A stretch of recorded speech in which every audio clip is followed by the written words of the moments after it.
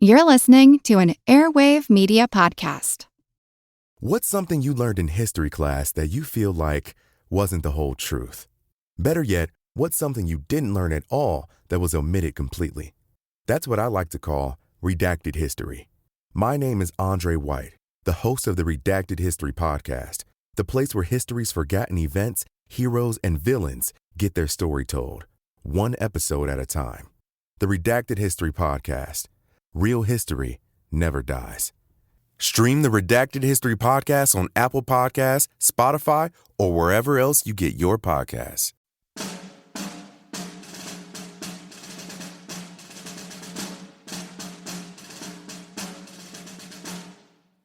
I had then but 2 regiments in line of battle, and a third prolonging my line of skirmishers, when the avalanche rolled upon me. Hold on there, hard and firm. There is no reserve. It was a hard fight. The Confederates appeared to have the devil in them. On the other side, my men did not flinch. Like veterans, accustomed to make the best of every resource, they had sheltered themselves behind the rocks and trunks of trees which were on the line, and their assailants were received, at a distance of 20 yards, with a deadly volley, every shot of which was effective. On both sides, each one aimed at his man, and men fell dead and wounded with frightening rapidity. An aide from the division commander came through the hail of bullets to ask another regiment from me. "Tell General Birney," I replied to him, "that I have not a man left who has not upon his hands all that he can do, and tell him that, far from being able to furnish reinforcements to anyone, I shall be in need of them myself in less than a quarter of an hour." In fact, the persistent nature of the attack showed clearly that we had a contest with superior forces. Happily, the nature of the ground broke up their lines and enabled us to hold them at a distance by the rapidity and precision of our fire. One would have said that each believed the destiny of the Republic was attached to the desperate vigor of his efforts, so that we maintained our hold. It seemed to me that nearly half were struck down. It remained to be seen how long the other half would hold out. Colonel Regis de Trobriand, Brigade Commander, Birney's Division, 3rd Corps, Army of the Potomac.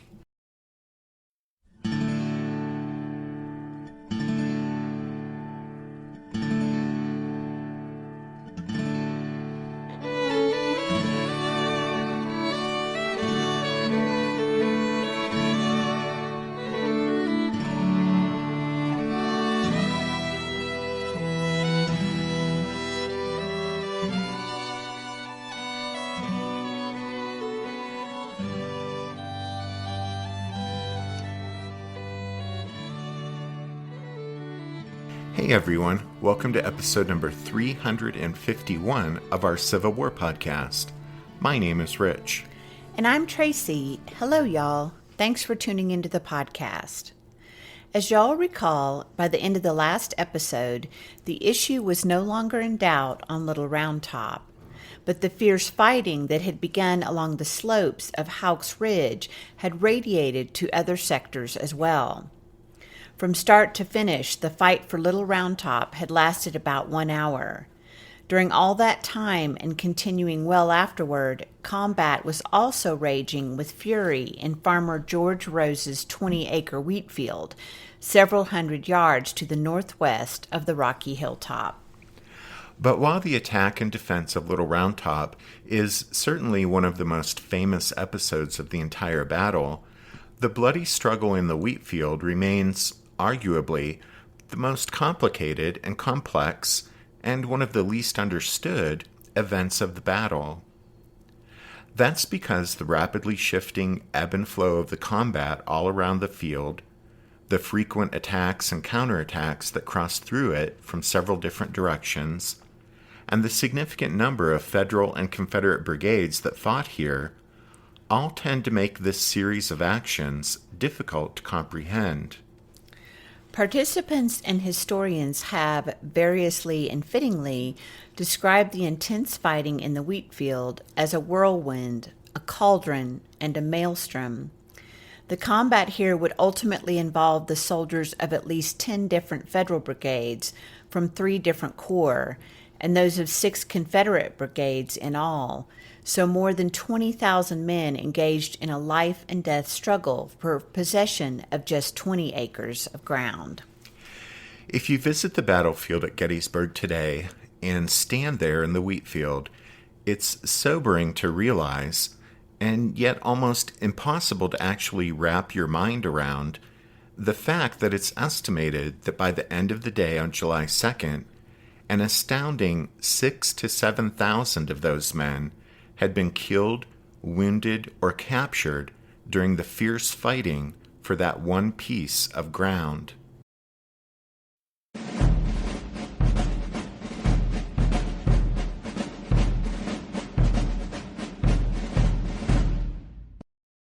As y'all recall, when Dan Sickles recklessly advanced his 3rd Corps to that line ahead of the position that George Meade intended it to occupy, Major General David Birney's division deployed from the Peach Orchard through the Rose Wheatfield and down to Devil's Den. However, because Sickles' advance wasn't well thought out, Birney had insufficient manpower to cover all of that ground and form a continuous line of battle. So what he had to do was parcel out his troops to defend against the most likely avenues of attack. The Rose Wheatfield formed the center of Birney's very thin divisional line. George Rose owned the property, but in July 1863 it was farmed by John Rose with the help of another tenant family. Some 400 yards east of the Rose farmhouse and massive stone barn was a 20-acre field of wheat that was destined to become the Wheatfield at the Battle of Gettysburg. The Rose Wheatfield is located north of Devil's Den and southeast of the Peach Orchard. The field is bordered on the southeast by Houck's Ridge and on the northwest by Stony Hill. One participant described Stony Hill as, quote, covered with heavy timber and thick undergrowth, interspersed with boulders and large fragments of rock. The Wheatfield Road divided the northeastern portion of the Wheatfield from the southern edge of Trosel's Woods. A stone wall bordered the southern portion of the Wheatfield and Rose's Woods. A rail fence ran perpendicular from the right end of the stone wall and extended northwest toward Stony Hill. The ground to the northwest of the fence and wall was low, marshy, and covered by a growth of alder trees. The topography of the Wheatfield was such that the high ground was located at the northwest portion of the field, and the field sloped down to the stone wall. As always, we encourage you to have a map handy so you can see what we're talking about as we describe the landscape of the battlefield. And both Bradley Gottfried's The Maps of Gettysburg and Phil Lano's Atlas of the Gettysburg Campaign cover the action here at the Wheatfield with good sets of multiple maps that will help you follow along with our discussion of what's going on here. Right. At any rate, as we mentioned just a moment ago, the Rose Wheatfield formed the center of Birney's very thin divisional line. Initially, Colonel Regis de Trobriand's brigade held the field. Most of his regiments took position to block the most obvious potential Confederate avenue of approach, that is, the open ground to the south and southwest leading into the field from the direction of the Rose farm buildings. De Trobriand deployed the 17th Maine, the 5th Michigan, and the 110th Pennsylvania in that area. His largest regiment, the 40th New York, formed to the right rear, facing the Sherfy Peach Orchard. His final regiment, the 3rd Michigan, served up on the skirmish line, covering Birney's front. The 6 12-pounder Napoleons of Captain George Winslow's Battery D, 1st New York Light Artillery, unlimbered in the middle of the field, on the crest of the high ground, with the muzzles of the cannon facing south, toward Rose's Woods. Even before the first Confederate attack on the Wheatfield, de Trobriand's dispositions underwent 3 important changes. First, in response to the growing crisis down at Devil's Den, he lost the 40th New York when it was sent over to the Plum Run Valley, so it would take no part in the fight for the Wheatfield. Second, when the 3rd Arkansas of the Texas Brigade attacked Ward's line near Devil's Den, de Trobriand could see its left flank as it advanced from right to left to the south of his position. In response, he moved the 17th Maine down to the 3-foot-high stone wall at the bottom of the Wheatfield at the tree line. As Lieutenant Colonel Charles Merrill of the 17th reported, quote, "The line was formed behind a stone wall, which afforded a strong position. We opened fire upon the enemy, then within 100 yards of us.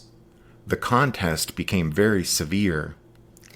By the by, but the fire from the 17th Maine that lashed the left flank of the 3rd Arkansas as it pushed through Rose's Woods during the initial stages of the attack on Ward was one of the reasons Ward's Federals were able to maintain their line as long as they did.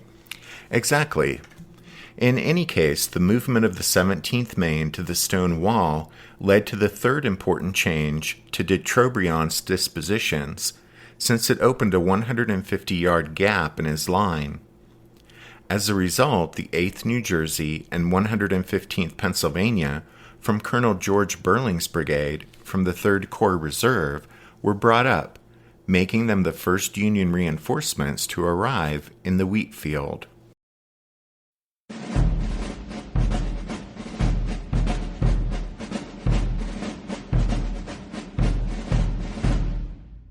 Did archaeologists discover Noah's Ark? Is the rapture coming as soon as the Euphrates River dries up? Does the Bible condemn abortion? Don't you wish you had a trustworthy academic resource to help make sense of all of this?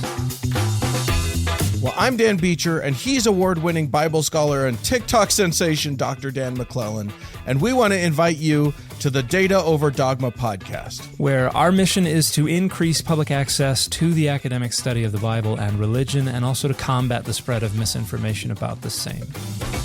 But, in a fun way. Every week we tackle fascinating topics, we go back to source materials in their original languages, and we interview top scholars in the field. So whether you're a devout believer, or you're just interested in a clear-eyed, deeply informed look at one of the most influential books of all time, we think you're going to love the Data Over Dogma podcast. Wherever you subscribe to awesome shows.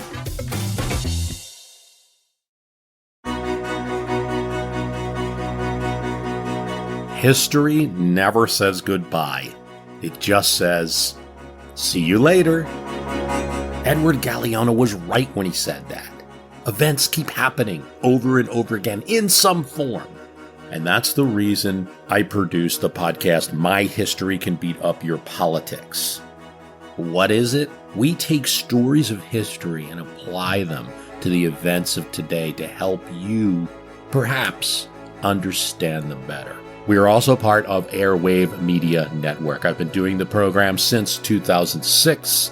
That's a long time, and the show has a long name. My History Can Beat Up Your Politics. Find me wherever you get podcasts.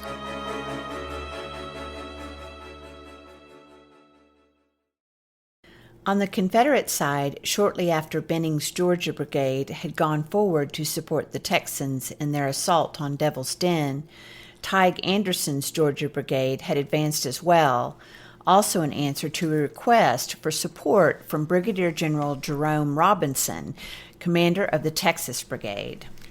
Anderson's men moved across open fields under heavy artillery fire. Their position on the left of Hood's second line put them uncomfortably close to the massed Union cannon in and just east of the Peach Orchard. Those guns now fired southwestward, enfilading the Georgians' line as they marched across the fields and clambered over the post and rail fences along the Emmitsburg Road. All the way, shell bursts cut down men by twos and threes, leaving them in crumpled heaps along the brigade's line of advance or draped limply over the top rail of a fence. Lieutenant Colonel John Maunger of the 9th Georgia was one of the many officers who strove to reform his men as quickly as possible after they had crossed the road and the fences. "Boys, guide right," shouted Maunger, who then disappeared in a flash, a roar, and a cloud of smoke, dust, and flying fence rails and body parts. The shaken survivors formed up and pressed on. The 8th Georgia was also taking a pounding as it crossed the open fields. One shell struck Sergeant Travis Maxey full in the chest, disintegrating him from the waist up and so dousing Sergeant Jeff Copeland in blood that Captain John Reed thought Copeland was wounded and watched in amazement as the gory soldier marched on, keeping pace with the regiment as if nothing had happened. Other shells opened holes in the line, but the men stepped over the mangled bodies of their comrades, closed the gaps, and moved on. Then came the order, "Double quick," and the Georgians trotted forward across the gently rising ground toward the small orchard of the Rose Farm. They passed through the orchard, leaving the stone farmhouse and stone barn on their left as they entered the extensive woodlot known as Rose's Woods, driving the Federal skirmishers there before them. Tige Anderson's Georgians descended a steep rocky slope into the green, shadowy valley of the west branch of Plum Run, sometimes also called Rose's Run. Across the valley, the ground rose steeply toward Houck's Ridge on the Georgians' right front, and more gradually toward the Wheatfield, opposite the brigade's center and left. In both locations, Union troops waited. Those Federals were the ones who had defeated the 3rd Arkansas on the left of the Texas Brigade and kept alive the Federal hopes of holding the triangular field and Devil's Den. In the woods on northern Houck's Ridge was Ward's brigade of Yankees, and along the stone wall where the Wheatfield bordered Rose's Woods was the 17th Maine of de Trobriand's brigade. As you guys already know, the 17th Maine had poured that severe fire into the left flank of the 3rd Arkansas as the rebels had advanced against Ward's line on Houck's Ridge. Now, though, the 17th Maine had to turn its attention away from the Arkansans as Anderson's Georgians came storming up. At the right end of Anderson's line, the 59th Georgia joined the 3rd Arkansas in the Texas Brigade's attack on the north end of Ward's line on Houck's Ridge. With the addition of that large Georgia regiment and the subtraction of the galling flanking fire from the 17th Maine, the Confederate attackers soon began to gain the upper hand in the bitter struggle for Houck's Ridge. This was all the more true once the Texans, along with the Georgians of Benning's brigade, overran Devil's Den. The Federal position on Houck's Ridge finally crumbled under the pressure of the Confederate attacks. However, the Wheatfield was another matter entirely.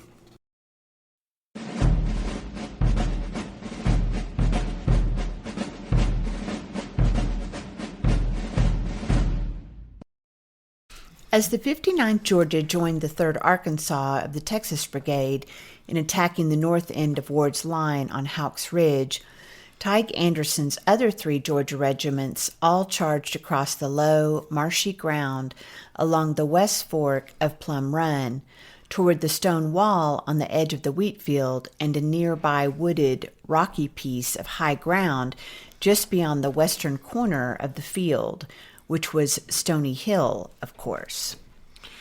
In front of them was a single Union regiment, the 17th Maine. The oncoming Georgians heavily outnumbered the defenders, but the Federals' position proved deceptively strong.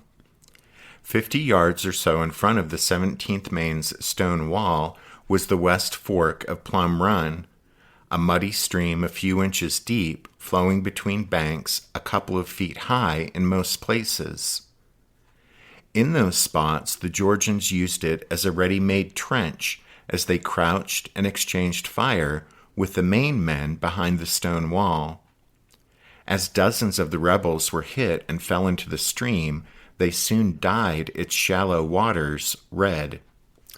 To the right of the 17th Maine, on the Georgians' left, was that 150-yard gap in the Federal line that would have been fatal to the Yankees' hopes of holding the Wheatfield, except for the fact the gap was covered by a vicious crossfire from the Maine men along the stone wall and the other Union regiments on the other side of the gap on the slopes of Stony Hill. To further complicate matters for the Georgians, the west fork of Plum Run here flattened out into a soggy bog that blocked their forward progress, preventing them from charging through the gap in the Federal line. Instead, the men of the 9th Georgia and the left companies of the 8th Georgia had to stand in the boggy ground along the stream and shoot it out with the Yankees behind the stone wall there to their right front, as well as those on Stony Hill to their left front. The Georgians tried valiantly to push across the bog through the intense crossfire. The 8th Georgia's color bearer, Sergeant Felix King, led the way but was shot down with a severe leg wound. Lying on the muddy ground, the badly wounded sergeant kept waving the flag above him until one of the regiment's lieutenants took it from him, only to be shot down in turn. The fight raged on, with the air now fogged by the low-hanging powder smoke from the non-stop musketry. Eventually, Anderson's left succeeded in working its way through the deadly bog and took control of an alder thicket beyond it, on the corner of the Wheatfield and squarely on the flank of the 17th Maine. The rest of the Georgians charged the stone wall from in front. Incredibly, the Maine men held on. By refusing their right flank companies, just as the 20th Maine was refusing its left flank companies about this time over on Little Round Top, the 17th was able to check the Georgians' flanking maneuver. The Mainers, still crouching behind the stone wall, now rose up and met the Georgians charging out of the woods in front of them. The opposing lines met along the wall, and desperate men thrust bayonets and swung musket butts over its 3-foot height. The 11th Georgia briefly planted its flag on top of the wall. But the stubborn men from Maine refused to break, and the Georgians had to fall back, leaving behind their dead and wounded in front of the stone wall, along with a single unwounded member of the 11th Georgia, a prisoner whom the Yankees had succeeded in grappling and dragging over to their side of the wall. Worse for the Georgians, the Federals' fire from Stony Hill became so severe that the 9th Georgia, on Anderson's northern flank, had to refuse its own left wing in order to counter it. By that time, command of the embattled regiment had passed to a captain who was still standing, and he found the noise of battle so intense that he had to convey his orders to the men by pantomime. Somehow, though, he got the regiment into the new formation. But it was all for naught. After perhaps half an hour of intense combat here in the Plum Run bottoms, Tige Anderson realized that his brigade could never batter its way into the Wheatfield by that route. The 17th Maine's position along the stone wall was a strong one, but the real Yankee trump card was possession of Stony Hill.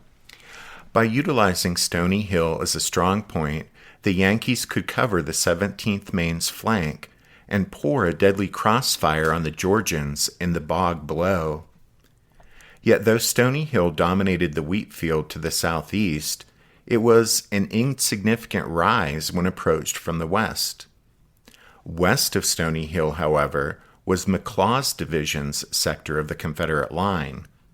That is to say, any rebel attack on Stony Hill from that direction, from the west, would necessarily have to be made by Lafayette McLaws' rebels. So Tige Anderson gave the order to his Georgians to fall back to the west edge of Rose's Woods, near the Rose Farm buildings. Then, while a brief lull settled upon this section of the battlefield, as his men reformed and rested before having another go at the Wheatfield, Anderson went to consult with officers of Brigadier General Joseph Kershaw's South Carolina Brigade, the Right Brigade in the first line of McLaws' division, to see what could be done about Stony Hill.